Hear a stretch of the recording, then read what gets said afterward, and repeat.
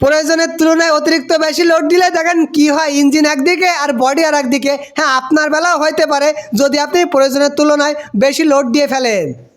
লোকজন এখন অনেক স্মার্ট হয়ে গেছে, পানি সেচ করার জন্য এখন আর দমকল বা বড় বড় মেশিনের ব্যবহার করে না। দেখেন জেসিবি দিয়ে তারা কিভাবে এই পানিগুলো সেচ কাজ করতেছে। এতে কিন্তু খুব দ্রুত এই পানি সেচ কাজ করা সম্ভব। ড্রাইভারের শুধু করলে হবে না, মাথায় বুদ্ধি থাকা লাগবে। দেখেন এই ট্র্যাক্টরের ড্রাইভার ট্র্যাক্টরটি কাদার মধ্যে আটকে গেছে, এই জন্য চাকার সঙ্গে দেখেন একটা গাছ বেঁধে কত সুন্দরভাবে এই কাদার মধ্যে থেকে তার ট্র্যাক্টরটি তুলে ফেললো।